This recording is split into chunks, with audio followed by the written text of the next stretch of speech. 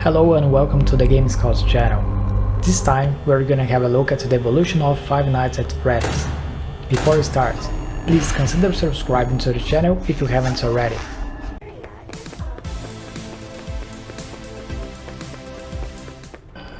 Five Nights at Freddy's consists of 9 survival horror video games taking place in locations somehow connected to a fictional family pizza restaurant franchise named Freddy Fazbear's Pizza, after its mascot, the animatronic bear Freddy Fazbear. In most games, the player assumes the role of a nighttime employee who must utilize tools such as security cameras, lights, doors, and vents to defend themselves against hostile animatronic characters that inhabit the locations.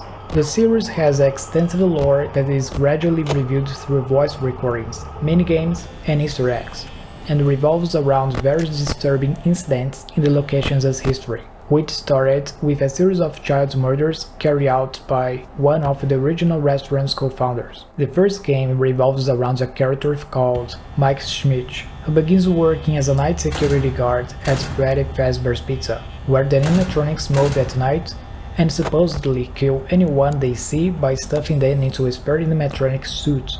Animatronic movement is explained to the player as a purposely programmed free-roaming mode to prevent the animatronic's servo motors from locking up. The player must survive from 12 AM to 6 AM. They cannot leave the room and must use the camera system and 2 doors with lights to defend themselves from the animatronics, with limited power to use their tools. The hostility of the animatronics appears to result from the possession by the vengeful souls of children who were killed at the restaurant. The player is guided by an entity known as Phone Guy, who assists them in their defense against the animatronics. After the 7th night, Mike is fired from his job for tampering with the animatronics, body odor, and general unprofessionalism.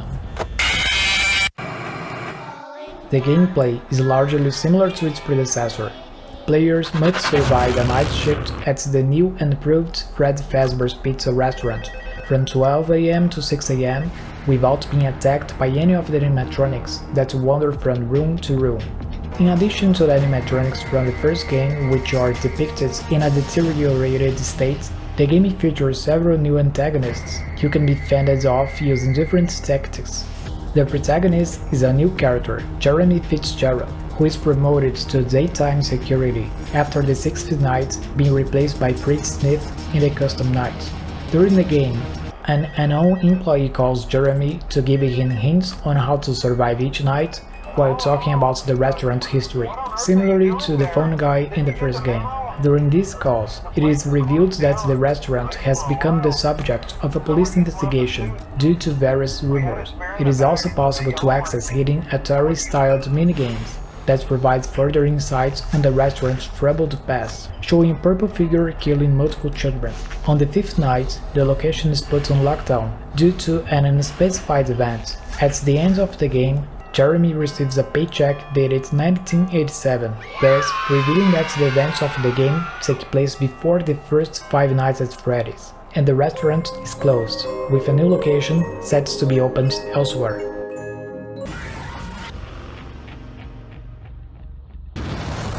Set 30 years after the events of the first game, its main character works at Fazbear's Fright, a horror attraction based on the long-gone Fred Fazbear Pizza. The player must defend themselves from the deteriorated animatronic costume hybrid named Springtrap. Burns and tattered hallucinations of some of the animatronics from the previous 2 games appear, and although they cannot kill the player, they can hinder ventilation, sound, and camera systems. Failure to maintain the system can create many issues for the player, including dysfunctional cameras and the inability to play audio to lure away the animatronic. The player receives guidance from the founder of the horror attraction for the first 2 nights and listens to old tape recordings, which were found by the attraction's workers for the rest of the nights. The game has 2 endings, a good and a bad ending. The bad ending reveals that the souls of the murdered children still haunt the animatronics. The good ending is reached by completing secret minigames in which animatronic characters bring a cake to what seems to be a sorrowful child's soul. After completing the secret minigames, the souls of the children are freed. The player character is an unnamed young boy who has delusions of being attacked by nightmarish versions of the first game's animatronic characters. The player must defend themselves with a flashlight and doors.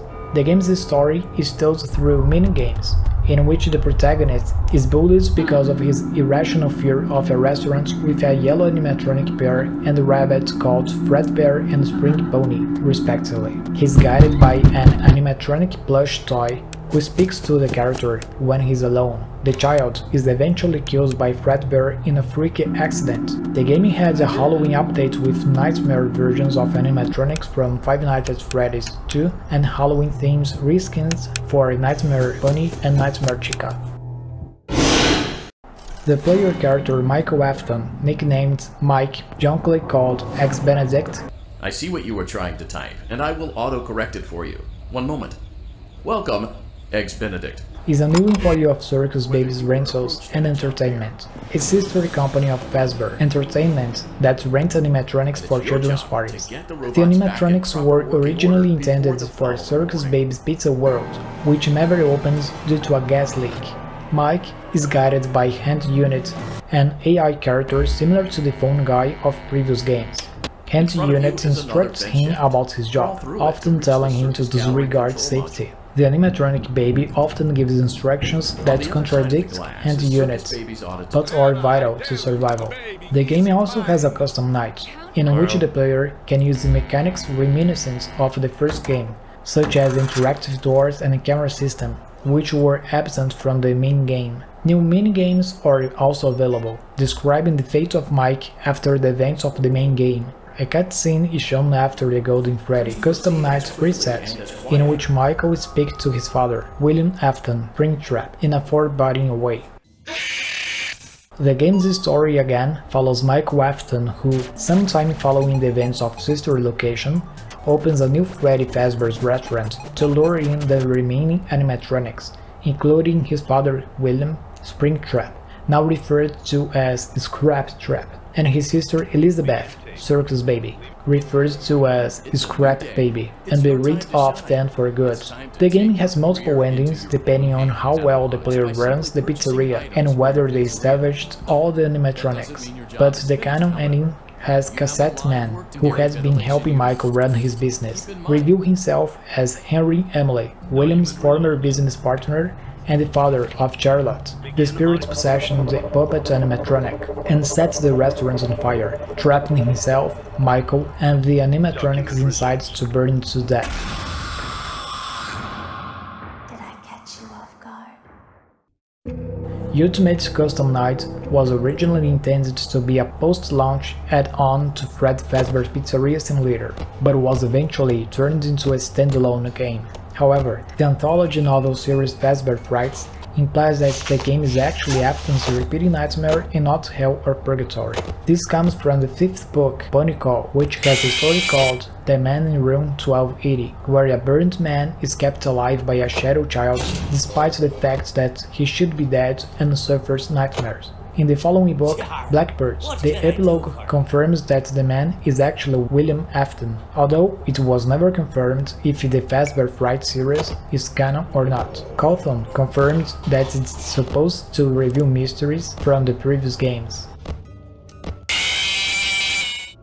Cawthon confirmed on his Steam thread that the next main installment in the Five Nights at Freddy's series would be available as a virtual reality game.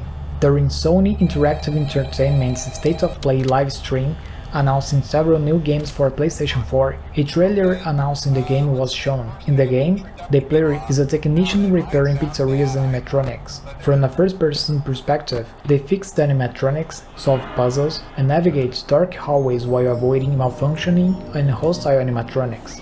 The game was released on May 28, 2019. A non-VR version of the game was released on December 17, 2019, for Microsoft Windows and PlayStation 4. Security Breach was released on PlayStation 5, PlayStation 4 and Steam on December 16, 2021.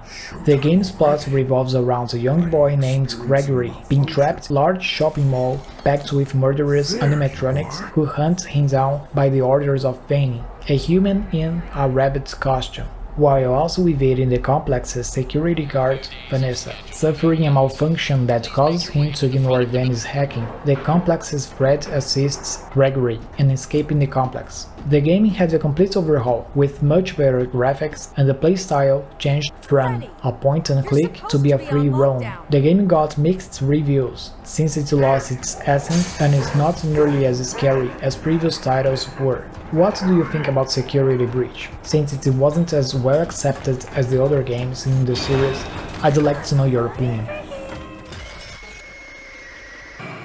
This video included the 9 main games of the series, but there are also some spin-offs. If you'd like me to do a video with those older games, let me know in the comments. Also, let me know which is your favorite Five Nights at Freddy's game. And if you'd like to suggest a game to be on the Evolution of Game, comment below with the hashtag NextEvolution. That's all, and thanks for watching.